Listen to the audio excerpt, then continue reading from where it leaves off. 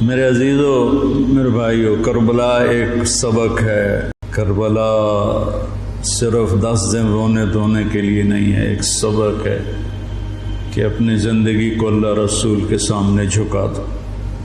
گردنیں کٹنے کے لیے اللہ ہم سے نہیں مطالبہ کر رہا، وہ انہیں ہستیوں کے لیے تھا۔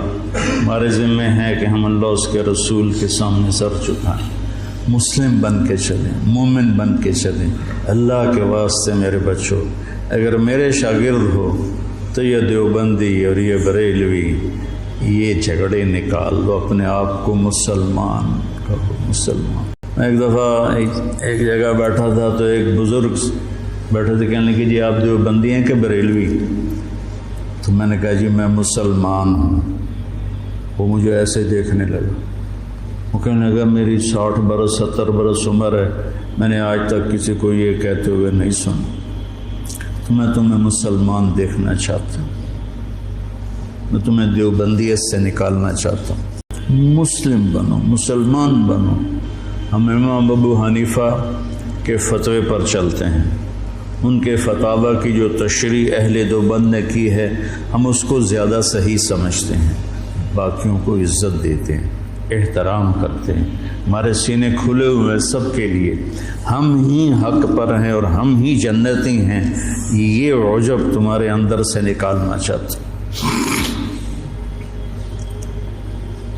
کریم بادشاہ ہے، جس کو چاہے معاف کر دے۔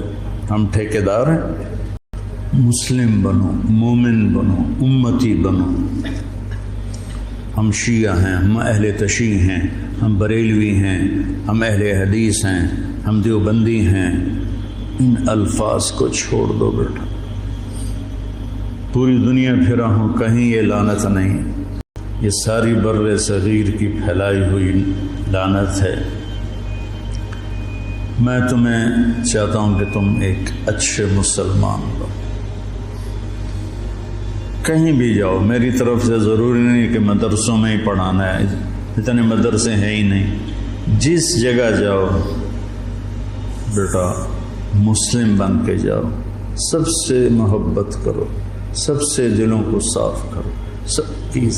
تمہیں پتہ ہے میں یہ طوائفوں کے بازار میں جاتا رہا، ان کے گھروں میں بیٹھتا رہا، ان کو پاس بٹھا کے ان کو دعوت دیتا رہا۔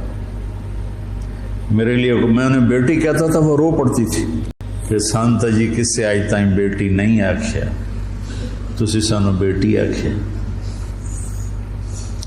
جب مجھے سٹنٹ پڑا اور میں گھر آیا تو ساری طوائفیں مجھے پوچھنے میرے ڈیرے پر آئیں، باری باری، ساری، بوڑھی جوان سب، کہ ہمیں بیٹی آج تک کبھی کسی نے نہیں کہا۔ ایک سے میں نے کہا اپنی بچی کی شادی کر دے، کہنے لگی آپ کو رشتہ تلاش کر کے دیں۔ میں نے کہا تو خود تلاش کر، کہ مولانا صاحب طوائف دے کوٹھے تے رشتہ لین کون ہوندا، طوائف دے کوٹھے تے تب خریداری آن۔ طوائف کو طوائف کس نے بنایا؟ وہ اسی طرح میاں صاحب ہے، اور اس کے ماتھے پہ طوائف کا ٹیکا لگ گیا۔ تو میں نے تو ان کے پاس جانے میں بھی کبھی یار محسوس نہیں کی۔ تو اپنے ذہن کو کشادہ رکھو، ٹھیک ہے؟ مسلم بنو، مسلم، اس پر اپنے آپ کو قائم رکھو۔